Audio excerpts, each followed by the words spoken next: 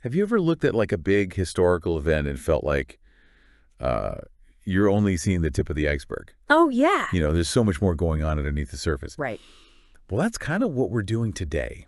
We are going deep, deep into the Salem Witch Trials. This is your shortcut to really understanding like all the core stuff about one of the most significant and really disturbing chapters in American history. Definitely. But without like getting bogged down in all the little tiny details. Exactly. So, to set the stage, we're talking about colonial Massachusetts. Okay. Specifically between February 1692 and May 1693. Right. And during this time, there were hearings and prosecutions of people who were accused of witchcraft. And we're talking about a huge number of people. Over 200 individuals face accusations, and it went way beyond Salem. It really did. I mean, think about it. Salem Village and Salem Town are the names that immediately come to mind when you hear Salem Witch Trials. Right. But this was a much broader phenomenon. Our research actually suggests that around 150 of those accused were from 25 different communities all across New England. Okay, so it wasn't just this isolated incident. It really did spread. Yeah. And, I mean, obviously, the consequences were pretty devastating. Yeah, it's hard to overstate the impact on these individuals and their families. Just think, 30 people were found guilty. Wow.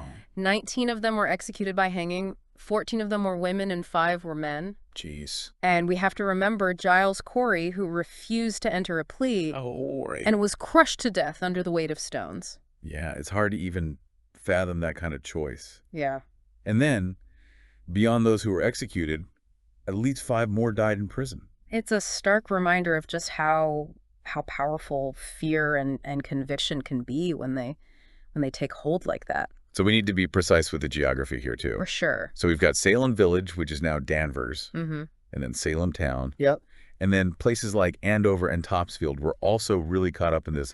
Absolutely, yeah. And the legal proceedings themselves, they all happened in Salem Town, Okay. which is where the hangings took place as well. It started with the Court of Oyer and Terminer in 1692. Right. And then later, it moved under the authority of the Superior Court of Judicature in 1693. Okay, now the Salem Witch Trials are obviously the most infamous in North America. Definitely. Because they had the most deaths. Yeah. But it's important to understand that they weren't some isolated event. Absolutely not. I mean, they were part of this much broader phenomenon of witch hunts that was sweeping through Europe. Okay. In early modern Europe. And this resulted in tens of thousands of deaths. Wow.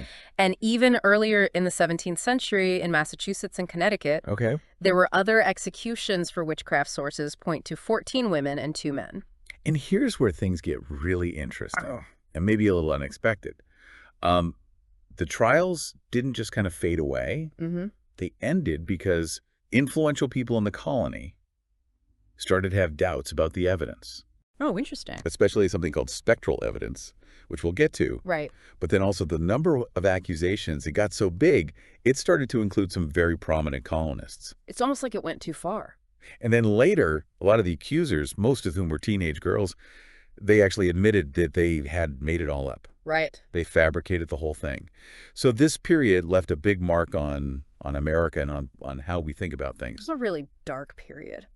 The Salem Witch Trials are this cautionary tale. And it's a reminder about isolation in a community, religious extremism, false accusations, and just the need for due process and fair legal procedures. It's that fundamental fairness that's so essential.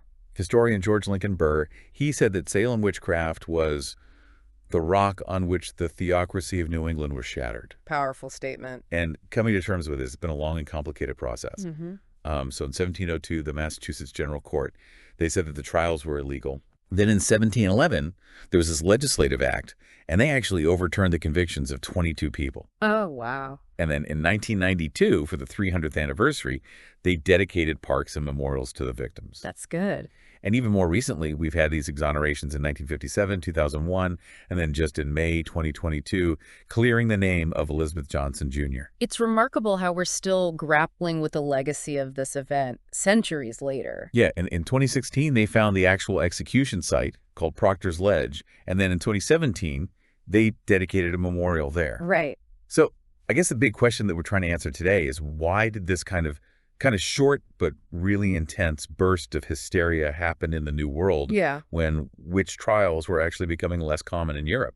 It's a really good question. So I guess to start, what was the intellectual atmosphere like? What were people thinking that might have made them more inclined to believe these accusations? Right. So if we look at the late 17th century, you had some really influential thinkers, Okay. like Joseph Glanville. And in his 1668 work Against Modern Sadducism, he argued for the existence of witches and other supernatural things. Okay. And his reasoning was kind of specific and from our modern perspective, maybe even a little flawed. Yeah. He essentially said that if you doubt the existence of spirits, you're basically denying the existence of God and angels. So believing in witches wasn't just some random superstition. It was really deeply connected to people's religious beliefs. Exactly. And this set the stage where challenging the reality of witchcraft was like a direct challenge to the entire religious and social order. Right. And people like Cotton Mather really built on this idea by publishing accounts and giving sermons where they tried to prove that demons were alive. Okay, so what was the initial spark that kind of set off these accusations in Salem? Where did it all begin? So the very beginning can be traced to this small group of young women in Salem Village. Okay. And they started accusing certain people of witchcraft. And the most well-known accusers were Betty Paris, who was only 9 years old. 9 years old. Her cousin Abigail Williams, Ann Putnam Jr., and Elizabeth Hubbard. Wow. And a central theme in all of this was this concept of affliction. Okay. They were claiming that the women they accused were using witchcraft, like some kind of evil spiritual power, to inflict suffering on them, both physical and mental suffering. It's really disturbing that such young people were at the heart of this.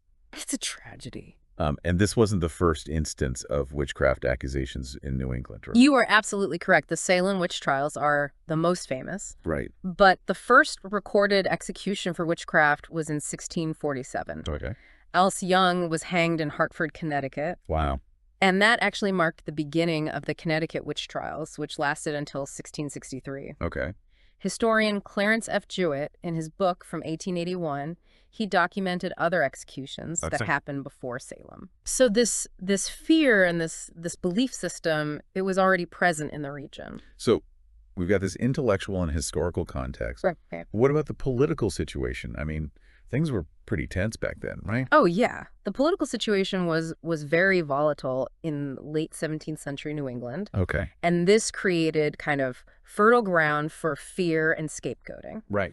So the Puritans who had come to America, they wanted to build a society that was based on biblical law. Okay. But then in 1684, the original charter of the Massachusetts Bay Colony, it was annulled by the English crown. Okay. And this was a huge blow to their autonomy. Yeah, I bet. They felt like they had lost control over their own destiny. And then didn't Sir Edmund Andros become governor? And he wasn't very popular, was he? That's one way to put it. He governed the Dominion of New England. Okay. But the colonists really hated him. I can imagine. They thought he was encroaching on their liberties. Yeah. And he was eventually deposed in 1689 after the Glorious Revolution in England. Okay. But this left a power vacuum. The old colonial leaders came back, but they didn't really have any clear authority. So there was a lot of uncertainty and anxiety at that time. Oh, absolutely. It was a really unstable time. On top of that, there were threats from Native Americans and the French, weren't there? Oh, for sure. Tensions were high with the Wabanaki people in Maine, what was then called the Eastward. Right. They were often backed by the French. Okay. And this was during King William's War, and it came right after King Philip's War. Okay. So you can imagine people were on edge. Yeah. They were afraid. Right. And a guy named Sir William Phips, who we'll talk about more later, he actually led a failed attack on Quebec in 1690. Okay. And to make things even worse, between 1689 and 1692, English settlements in Maine were constantly being attacked. Jeez. There were refugees coming into Essex County, which is where Salem was. Oh, well. So, yeah, it was a very tense time. So you've got this community that's already stressed out, right? Politically unstable, feeling threatened. Yeah. And then they finally get a new charter. Right. So how did that impact the situation in early 1692? So the new charter was finally approved in 1691. Okay. Thanks to the efforts of this guy named Increase Mather. Okay. He was a really influential Puritan minister. And William Phips, the same guy who had attacked Quebec. Okay. He was helping Mather in London. Okay. Now, both Increase Mather and his son, Cotton Mather, Okay. were really interested in witchcraft. Right. They'd written a lot about it. They'd written whole books about it. Okay. And Increase Mather even said that he picked the new government officials. Wow. So the news of the new charter and Phipps being appointed governor, Okay. it reached Boston in early 1692. Okay. Phipps himself got there in May. Okay. And one of the first things he did was create a special court, the Court of Oyer and Terminer, on May 27th. And this court was specifically to deal with all the people who were in prison for witchcraft. So it seems like all the ingredients were there for something bad to happen. Right. And we know that Salem itself was a very divided community. It really was. It was a very troubled place. So it wasn't just this peaceful colonial village. There were a lot of problems already, right? Oh, absolutely. Salem Village, which is now Danvers, Right. they had this long history of being very divided. Oh. And their relationship with Salem Town was really bad. Yeah. They argued about everything, property lines, grazing rights, the church, everything. Oh, wow. So they had this reputation for being quarrelsome. So you've got this community that's kind of on edge. Right. A lot of tension, a lot of disagreements. Yeah. What about the church? It seems like that was a big part of the problem. The church was definitely a source of conflict. Okay. So back in 1672, Salem Village, they decided to hire their own minister, separate from Salem Town. But the first two ministers, James Bailey and George Burroughs, they both left. Why was that? They weren't getting paid. Oh, wow. And ironically, George Burroughs ended up being executed as a witch in 1692. That's unbelievable. The third minister was Deodat Lawson. Okay. And he left because the church in Salem refused to ordain him. Okay. Then they finally agreed on Samuel Parris. Okay. But there were still conflicts, Okay. especially about giving him the deed to the parsonage. So it seems like Reverend Parris wasn't exactly a calming presence in this situation. No, he didn't help matters. He was always looking for wicked behavior, and he would publicly shame people for the smallest things. Oh, wow. So this created this atmosphere of suspicion. So it seems like this was a community primed for an outbreak of fear and accusation. Definitely. So now let's talk about the Puritans. Okay. And their beliefs. Okay. How did their specific way of thinking contribute to the witch hunt? So the Puritans, they were the dominant force in Massachusetts in the 1680s. Okay. And their ideas were really powerful. So they were Calvinists, like the Church of England. Okay. But they hated a lot of Anglican traditions, like the Book of Common Prayer, clerical vestments, all those things. Right. They saw those things as popery.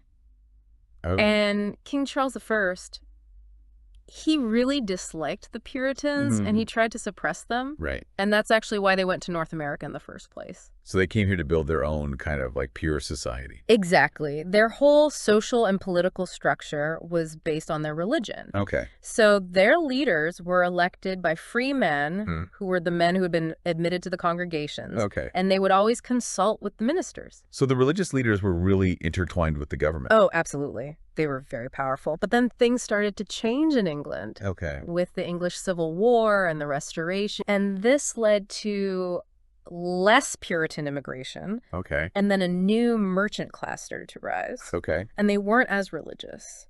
So there was this kind of like internal tension within the Puritan community. Right. The old guard was feeling threatened. Okay. Like their way of life was slipping away. And what about the role of gender in all of this?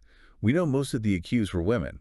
Yeah, that's a really important point. So in Puritan theology, men and women were equal in the eyes of God. Okay. But society at the time, it was very patriarchal. Right. And they believed that women were more sinful, more susceptible to temptation. Okay. They saw women as having these weaker bodies. Oh, wow. So they were easier targets for the devil. That's a very, very prejudiced view. Yeah. But they also actively resisted the devil, right? The Puritan women. That's true. They were very devout. It's interesting, actually, that women were more likely to confess to witchcraft. Really? Why is that? Well, there are a few theories. Okay. Historian Elizabeth Race, she suggests that maybe some of them genuinely believed that they had been tempted by the devil. Okay. Or maybe they saw it as a temporary lapse in faith. Okay. Or maybe, and this is really sad, confessing was a way to survive. Oh, wow. Because if you confessed, you might not be executed. It's like a desperate calculation in a horrible situation. Absolutely. And it seems like a lot of these accusations came from conflicts between neighbors, especially among women. Oh, for sure. Like, take Abigail Faulkner. Okay. She was accused in 1692, but later she said that she was just angry at her neighbors. Okay. And she thought that maybe in that anger, the devil had influenced her. Okay. And it's also really important to note that women who didn't conform to Puritan society, like single women or childless women, they were much more likely to be accused. So it was this combination of fear and suspicion that targeted specific people. Right. Especially women who didn't fit the mold. Yeah. Now, let's talk about how this fear spread. How did publications contribute to this whole thing? Well, Cotton Mather, he was a big part of this. He wrote so much about witchcraft. He was incredibly influential. He was spreading these ideas, reinforcing them, and he was very popular. So a key text here is his book from 1689. Memorable Providences Relating to Witchcrafts and Possessions. So what was the main point of that book? So in this book, Mather describes what he calls his oracular observations of a case of witchcraft. And this case involved the children of a Boston Mason named John Goodwin. And the oldest child, she had accused their washerwoman, Goody Glover, of stealing. And Glover was already kind of an outcast because she was Irish Catholic. And some people already thought she was a witch. And her own husband even said she was a witch. Wow.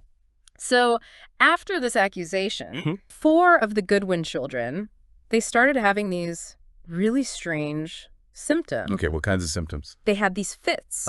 They would scream, throw things, make weird noises, crawl around, contort their bodies. Oh my God. It was really disturbing. They would talk about feeling pain in their necks and backs. Their tongues would seem to be pulled from their throats. And they would try to hurt themselves and other people. It was called the disease of the astonishment. So Mather, he documented all of this in detail and he published it. So people read this and they associated these symptoms with witchcraft. So his book really helped to create this fear. So you got this intellectual framework of belief in witchcraft, political and social unrest, division within Salem religious context, gender biases, and then you've got these influential publications. And it all comes together to create this perfect storm. So now let's get into the actual timeline of events in Salem.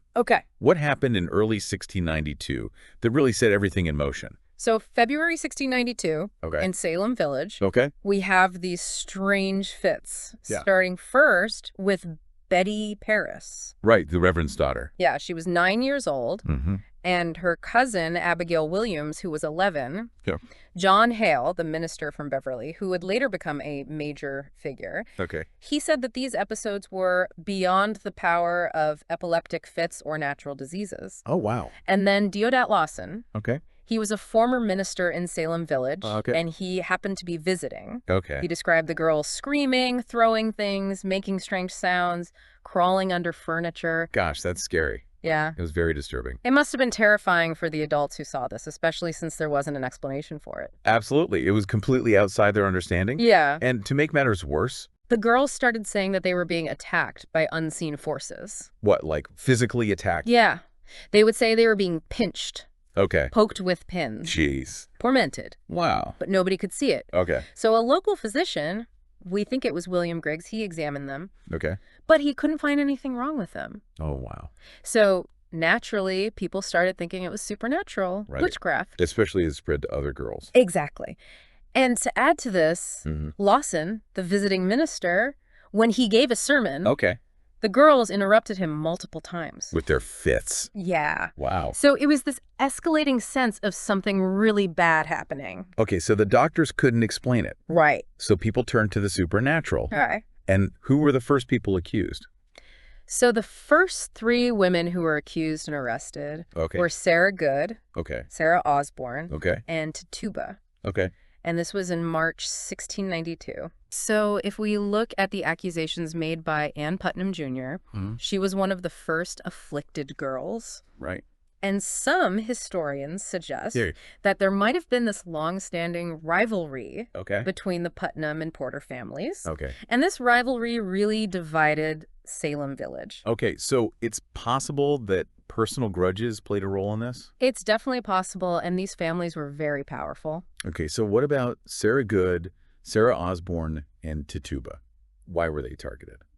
So all three of them were kind of on the fringes of society. Okay. Sarah Good was poor. Okay. And she had this reputation for not being a good Puritan. Okay, in what way? Like, during her examination, they accused her of tormenting the children instead of, like, leading them towards salvation. Okay.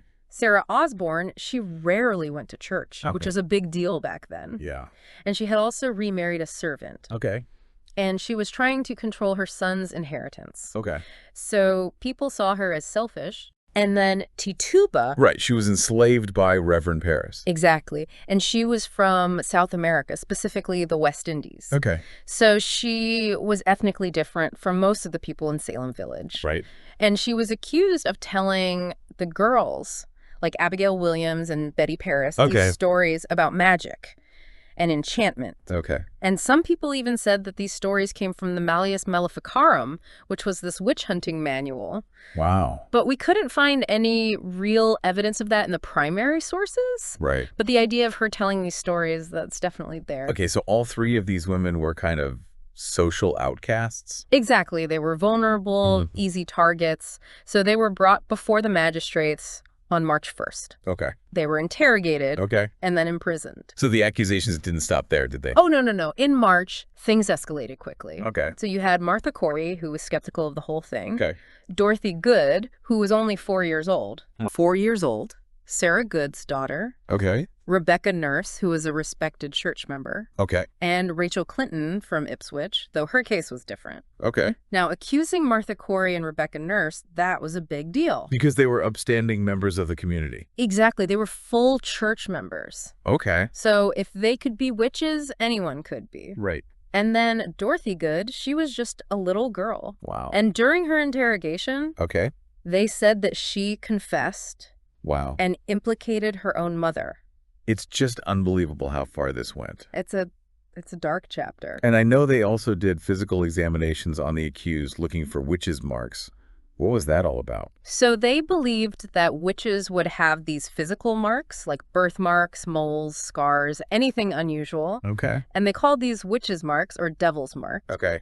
And they thought these marks were where the devil sucked the blood of the accused, like a sign of their pact with him. Okay, so moving into April and May of 1692, the accusations and interrogations, they really ramped up, didn't they? They absolutely did. So in April, Sarah Coyce, who was Rebecca Nurse's sister, and Elizabeth Proctor, they were both arrested and brought before the magistrates, Hathorne and Corwin, in Salem town. Okay. Now, Elizabeth Proctor's husband, John Proctor, he objected to all of this. Okay. He thought it was ridiculous. Okay.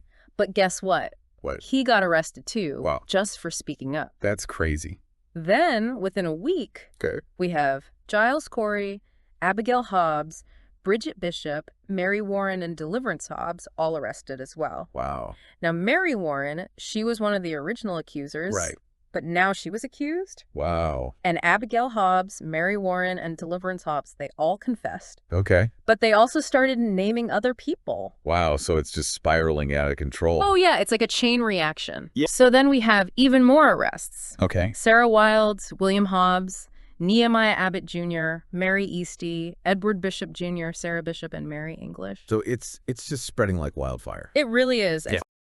Guys, see you in another podcast. Don't forget to subscribe to our channel.